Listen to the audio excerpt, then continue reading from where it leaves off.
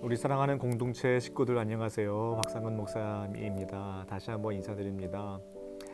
올 연초에 코로나 바이러스가 창궐하기 시작했을 때에 미국에서 가장 존경받는 목사님 중에 한 분인 존 파이퍼 목사님이 코로나 바이러스와 그리스도라는 제목의 책을 통해서 코로나 바이러스를 통해서 하나님께서 우리에게 원하시는 것이 무엇인지 그것을 기술하는 책을 쓰셨고, 그것이 또 올 지난 4월에 한국말로 번역이 되기도 했습니다.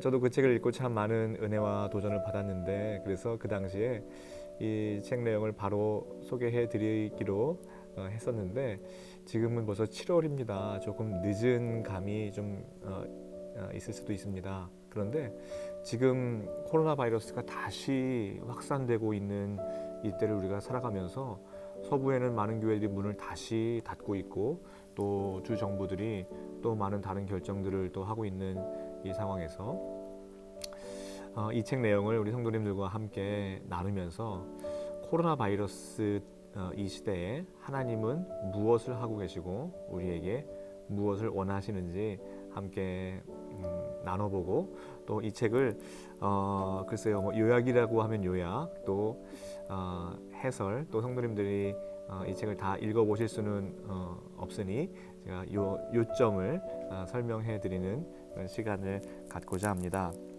먼저 이 책은 두 챕터로 나눠져 있는데요. 첫 번째는 코로나 바이러스를 다스리시는 하나님, 그 다음에 두 번째는 하나님은 코로나 바이러스를 통해 무엇을 하고 계시는가, 두 챕터로 두 큰 덩어리로 나눠져 있습니다. 코로나 바이러스를 다스리는 하나님에 대해서 저자는 가장 한 단어로 말씀드리자면 반석이신 하나님께서 코로나 바이러스를 주권적으로 다스리신다라고 설명을 하고 있습니다. 사실은 이 존 파이퍼 목사님이 암에 걸리셨어요. 그래서 암 진단을 받으셨을 때 그가 이런 글을 썼습니다. Don't waste your cancer. 당신의 암을 낭비하지 마십시오. 이상하죠? 암을 낭비하다니요?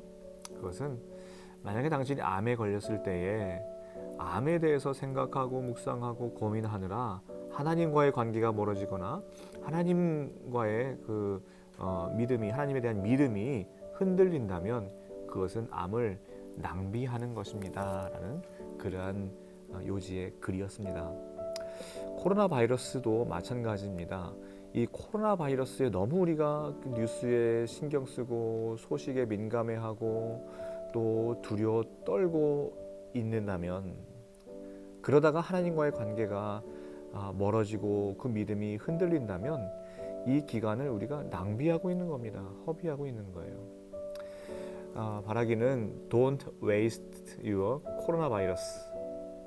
이 코비드-19 기간을 허비하지 않으시기를 바랍니다. 존 파이퍼 목사님은 이 코로나 바이러스 이 기간에 참 많은 인류가 힘들어하고 있지만 우리가 붙잡아야 할 것 바로 예수 그리스도다. 예수 그리스도. 아까 그 존 파이퍼 목사님이 암 진단을 받으셨다고 말씀드렸죠. 그 존 파이퍼 목사님이 암 진단을 받은 이후에 하나님께서 이렇게 말씀해 주셨다고 해요. 이것은 나의 진노가 아니다. 살든지 죽든지 너는 나와 함께 있을 것이다. 예수님께서 이렇게 말씀을 해 주셨대요. 그 예수 그리스도는 바로 우리의 반석 되어 주셔서 살든지 죽든지 우리와 함께 해 주십니다.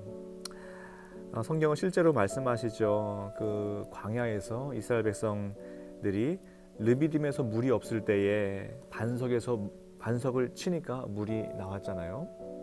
그 반석으로 백성들은 살았습니다. 그런데 그 사건을 사도 바울은 신약에서 이렇게 정리합니다. 그 반석은 그리스도다. 고린도전서 10장 4절에 다 같은 신령한 음료를 마셨으니 이는 그들을 따르는 신령한 반석으로부터 마셨음에 그 반석은 곧 그리스도다. 우리는 반석 되신 예수 그리스도로 인해 우리는 설 수 있고 일어날 수 있습니다. 그 반석이 없으면 우리는 살아갈 수가 없습니다. 그래서 존 파이퍼 목사님은 반석 되신 하나님께서 바이러스를 통제하고 계시고 지금도 주권적으로 운행하고 계신다 하는 그런 말을 하고 계십니다. 그래서 반석으로 나아오라. 우리가 반석 위에 서지 않으면 우리는 설 수가 없다라고 말을 해주고 있습니다. 그리고 그 반석 되신 하나님은 의로우시다라고 말씀을 하고 계십니다. 하나님께서 코로나 바이러스를 주셨다고 해서 하나님이 불의하시냐, 그것이 아니라 하나님은 의로우신 분이다 하는 것을 강조하고 있습니다. 그래서 그 의로우신 하나님을 반석으로 피난처로 삼을 때 우리가 이 상황을 잘 이겨낼 수 있습니다. 하나님은 주권을 가지고 이 시기를 지금 운행해 가고 계십니다. 하나님에게는 우연이 하나도 없습니다. 하나님께서 손을 대지 않으시는 때와 장소는 없습니다. 모든 것이 하나님의 주권 아래에 있습니다. 이 코로나 바이러스도 마찬가지입니다. 하나님의 주권이 미치지 않는 그곳이 하나도 없듯이 지금 이 기간도 하나님의 주권 아래에 있다라고 그렇게 믿고 나아갈 때에 우리는 하나님을 더 의지할 수 있습니다. 그것이 하나님의 통치를 인정하는 삶인데요.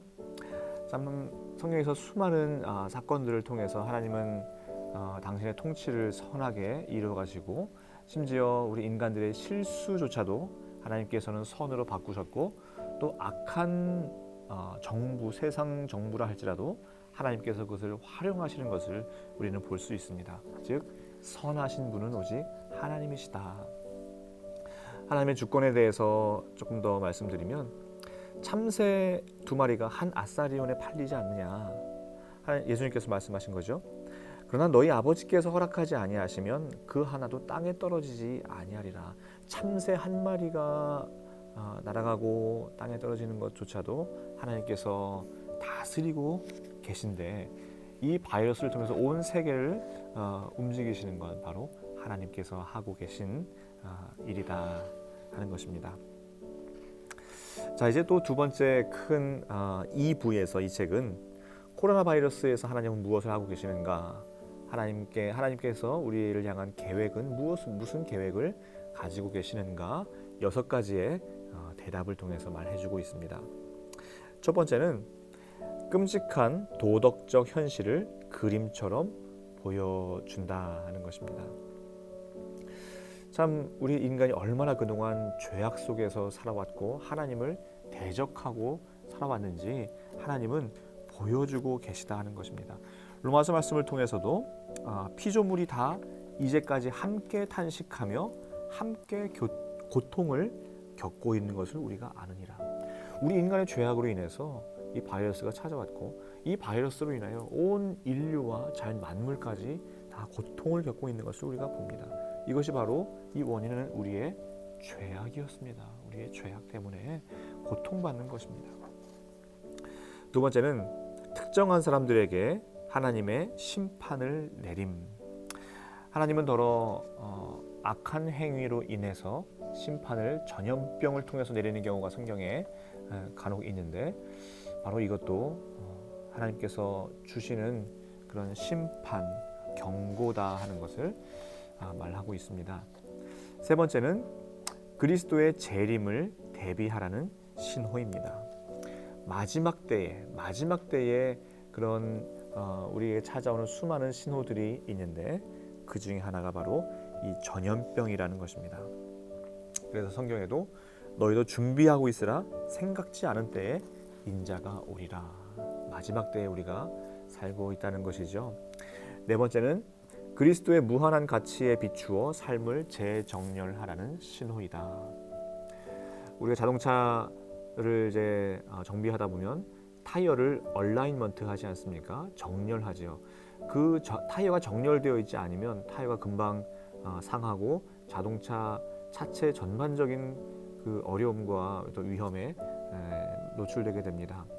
우리 삶도 마찬가지입니다. 그동안 우리가 그리스도를 향하여 정렬되어 있지 않은 삶을 이 코로나 바이러스로 인하여 그리스도께 재정렬하는 그런 신호가 바로 지금 이때입니다. 우리가 아무리 우리의 힘으로 우리의 치밀한 계획과 또 우리의 인간적 노력으로 이 상황을 이겨내고자 할지라도 되지 않죠. 안 됩니다. 오직 그리스도만 바라봐야 되고 그리스도께 내 모든 삶을 다시 한번 재정렬하는 것이 필요합니다. 내 인생 계획이 예수 그리스도 맞춰져 있는가? 내 관심이 예수 그리스도께 맞춰져 있는가? 우리는 이것을 보면 알 수 있습니다. 내가 무엇에 걱정하고 무엇에 염려하고 무엇에 기뻐하고 무엇에 즐거워하는지를 보면 내 인생이 어디에 정렬되어 있는지를 알 수 있습니다. 다섯 번째는 위험 속에서도 선을 행하라는 부르심. 참 이 많은 코로나 바이러스의 어려움 속에서 참 많은 의료진들이 또 위험을 무릅쓰고 또 그 코로나 바이러스 현장으로 찾아가서 자신의 의료를 많이 베푸는 것을 봅니다. 우리 교회도 하나님께서 주신 은혜로 KCPC 라이프를 통해서 KCPC 사랑 나눔을 통해서 지역 교회를 돕고 우리 성도님들을 돕고 또 지역 한인들을 돕고 복지센터를 돕고 은퇴 원로 목사님들을 섬기는 그런 일을 하면서 참 제가 많이 기뻤어요. 그리고 지역사회가 함께 기뻐하는 것을 보았습니다. 하나님께서는 얼마나 기뻐하셨을까라는 것을 생각할 때 참 너무나 가슴 벅차고 감사한데요. 참 우리가 주위를 돌아보고 어려움 당한 우리 이웃을 돌아보고 선을 베풀라는 하나님의 뜻입니다. 마지막 여섯 번째는 선교의 진전을 가져온다라는 것입니다. 성경의 수많은 박해와 어려움의 그 신약 시대에 박해 속에서 초대교회 성도들이 흩어지죠. 그 흩어질 때 사마리아의 복음이 전달됐고 땅 끝까지 복음이 증거되었던 것을 우리가 볼 수 있습니다. 이 코로나 바이러스로 인해서 선교가 분명히 더 확장된다는 것이 하나님의 뜻과 계획이었습니다. 복음이 더 많이 선포될 것입니다. 이 코로나 바이러스는 사람이 어떻게 할 수가 없습니다. 아무리 치밀한 방역과 또한 준비와 통제를 한다 해도 하나님께서 이것을 멈추지 않으시면 우리는 그 눈에도 보이지 않는 이 바이러스를 우리는 멈추게 할 수가 없습니다. 모든 것이 하나님의 주권 속에서 하나님의 당신의 계획을 지금 선하게 이루어 가고 계시기 때문입니다. 우리는 우리 자신을 돌아봐야 합니다. 성경의 수많은 그 재앙 앞에서 하나님은 돌아보라, 회개하라라고 계속 말씀하십니다. 우리가 지금 이때 우리 자신을 돌아보고 가정을 돌아보고 내 예배를 돌아보고 우리 교회를 돌아보고 나라와 민족을 돌아보는 그 시간을 갖기를 소망합니다. 그리고 반석 되신 예수 그리스도 앞에 서시고 그 위에 서셔서 흔들리지 않는 그런 믿음으로 나아갈 때에 우리는 이 코로나 바이러스 그저 힘겨워하다가 넘어져서 주저앉는 그런 신앙이 아니라 반석 위에 서서 반석 위에 서면 담을 뛰어넘는다 그래서 담을 뛰어넘는다. 우리는 이 코로나 바이러스를 뛰어넘을 수 있습니다. 예수 그리스도와 함께 말이죠. 우리 사랑하는 공동체 식구들, 우리 성도님들 이 시간에 하나님 굳게 붙잡고 잘 이겨내시고 승리하시는 우리 성도님들 되시길 간절히 소망합니다.